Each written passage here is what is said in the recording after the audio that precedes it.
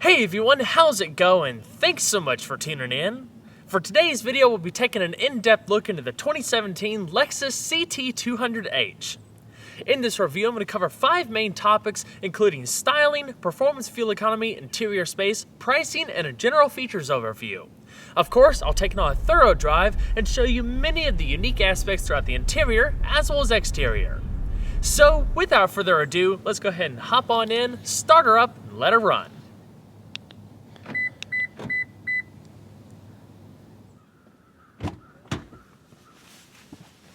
Along with a smart key entry system, the CT features push-button ignition. To start, make sure you have the key fob within the interior, then put your foot on the brake and hit the dash mounted button to go.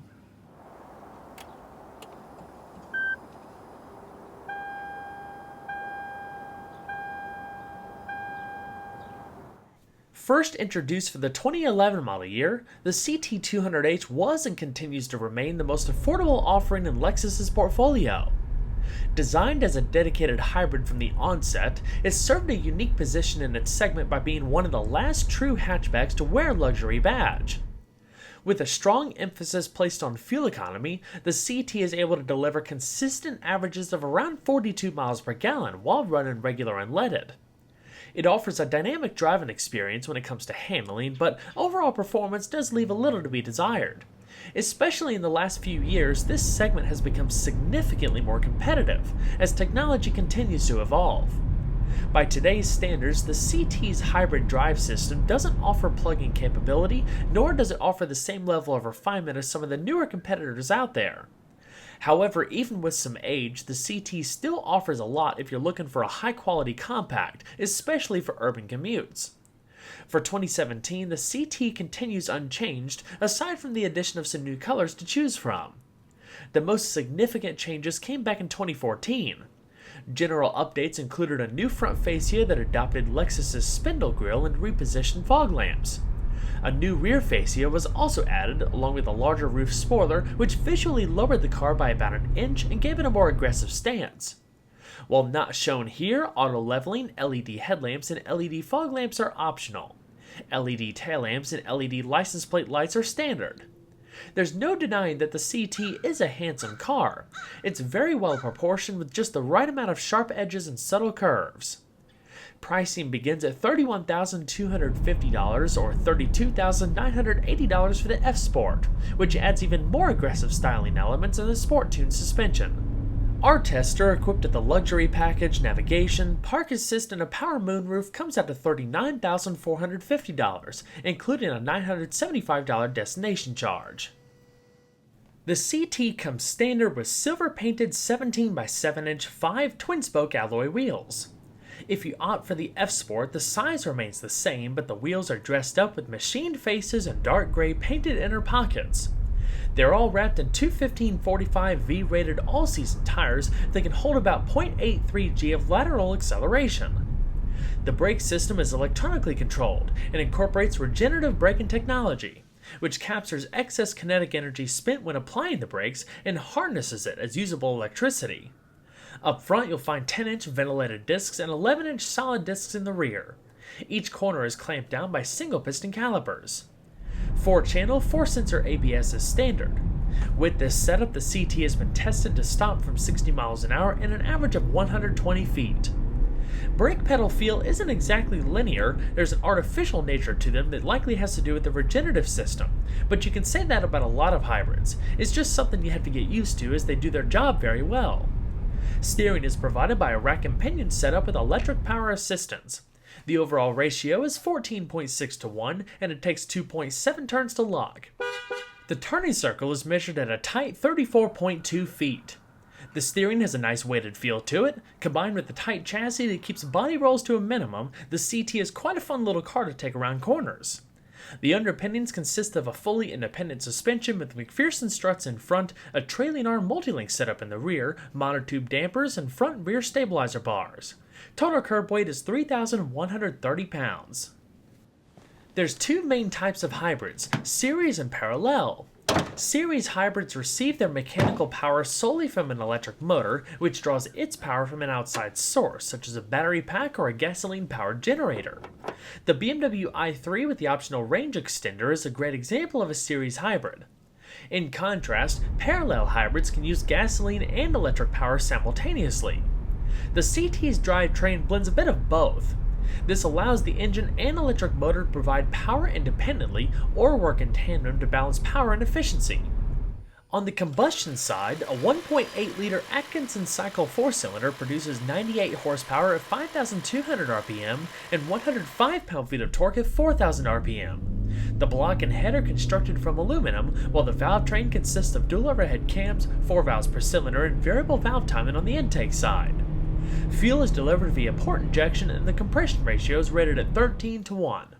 The red line is an indicated 5,400 RPM. The electric side consists of 2 AC permanent magnet motors and a 1.3 kilowatt-hour nickel metal hydride battery pack that resides underneath the trunk floor. One of the motors serves as the engine starter as well as a generator to charge the battery pack. The other motor is what helps drive the front wheels and captures additional energy from the regenerative braking system. By itself, the drive motor develops 60 kilowatts or 80 horsepower and 153 pound-feet of torque. Total system output using gas and electricity simultaneously is 134 horsepower, as operation of the engine and electric motor cannot be maximized in the same range of operation. Power is sent to the front wheels through an electronically controlled, continuously variable transmission. As I mentioned earlier, the CT is not built for performance. It's eager to get up and go through town thanks to the instant availability of electric torque, but acceleration on the highway comes leisurely with a 0 to 60 time of about 9.8 seconds. Top speed is 113 miles per hour. Like I mentioned earlier, hybrid technology has evolved a lot over the years. The closest competitor to the CT is the Audi A3 Sportback e-tron I tested a while back. It too is worth considering as the powertrain offers a little bit more refinement, plus it's a plug-in hybrid. Giving you the ability to tailor the CT's road manners are 4 drive modes including Normal, Sport, Eco, and EV. Sport mode increases throttle response and changes some of the blue interior lighting to red. Eco mode reduces throttle response and adjusts the air conditioning settings to benefit fuel economy. If the conditions are right, EV mode will allow for brief drives using only the electric motor. As far as fuel economy, the CT is rated between 43 miles per gallon in the city and 40 miles per gallon on the highway while using regular unleaded. Inner-city commutes is where a hybrid like this really shines as it's able to shut the engine off more frequently in low-speed driving and traffic. The fuel tank has a capacity of 11.9 gallons. Expect an average of around 42 miles per gallon. Even with its lower starting price, the interior of the CT is a really nice place to be. I honestly think the design has aged really well. I've always been a big fan of the dash layout, especially how the center console just flows in between the front seats. As you would expect from any Lexus, the build quality is fantastic. The interior is very well insulated so there's not a lot of road noise and the attention to detail is awesome, especially with the optional two-tone color themes like you see here. This one is also equipped with the optional luxury package. In addition to a suite of comfort and convenience goodies, you also get leather-trimmed seats instead of the standard New Luxe synthetic upholstery, as well as driver's seat memory and a 4-way power passenger seat.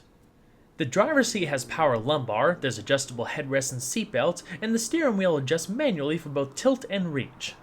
The seats are pretty comfortable as well. We'll talk about the back seat in just a moment, but the front has a nice blend between overall support and comfort with good lateral bolstering and plenty of padding where it matters the most. As far as storage space, there's plenty of it. In the center console, you have 2 large cup holders and a generous cubby. Towards the front, you have a spot to stick a cell phone, perfect size for an iPhone 6, and another small tray. On the right side, you have a lockable glove box with a 2-tier design so you can tuck that owner's manual away and have some usable space right beneath it. As far as safety, there's dual-stage front airbags, knee airbags for the driver and front passenger, front seat-mounted side airbags, and side curtain airbags for the front and rear. A pre-collision detection system as well as dynamic radar cruise control are optional features. Lexus offers 2 different audio systems to the CT, including a standard 6-speaker setup and our tester's 10-speaker system, which includes a rear-mounted subwoofer. A dual-zone climate control system is also standard and is located in the middle of the dash with easy-to-use controls. In general, ergonomics are fantastic. In the bottom portion of the console, you have all of your audio controls, an in-dash CD player, as well as the remote for the Lexus Remote Touch interface. Now this example has all of the available options, so navigation, a built-in app suite, and so much more. Some of the standard audio features include Sirius XM satellite radio, Bluetooth streaming, iPod auxiliary, and USB integration. Compared to some of the other infotainment systems on the market that use rotary dials, the remote interface might take you a bit more time to get used to, but it does emit haptic feedback so you feel like you're clicking through the different icons. Alright, next let's go ahead and shut her down. We'll head towards the back seat and check out overall space and amenities. One downside of the CT as far as a practicality standpoint is the back seat. If you're around 5.5 feet and shorter, you're going to fit back there just fine, but if you're around 6 feet, it'll start to get pretty tight. I'm 5'10", and while I did have a little bit of extra room to spare once I climbed in, I did have to duck my head to watch that low roof line. I still had about an inch of headroom and an inch of leg space, but a lot of that depends on the height of the person in front of you and if they put their seat forward or backward. As far as amenities, it's a simple environment. You still have padded material across the middle portions of the doors, but there's also seat back storage pockets, grip handles and coat hooks, and rooftop illumination. One of the nice things about hatchbacks is that you typically have greater cargo carrying capacity when compared to a similar size sedan. With the CT, there is a cargo privacy cover that you're going to want to remove to take full advantage of the space, but behind the rear seat you have 14.3 cubic feet worth. The rear seat folds down in a 60-40 split fashion for greater flexibility, and then you have a ton of space all the way up to the front seats. I really like the fact that you not only have coat hooks, but the rear seats fold completely flat so there's no humps to jump over. Underneath the trunk floor you have a compartmented tray so you can stow some smaller items more securely, but you can pull all of it out if you need to access the temporary spare tire and all of the changing equipment. If you look closely, you can also see the battery pack that I was talking about earlier. Well everyone, I hope you enjoyed the in-depth look at the Lexus CT200h. Be sure to stay tuned next time, leave a like and subscribe today. There's always a lot more where that came from. Take care everyone.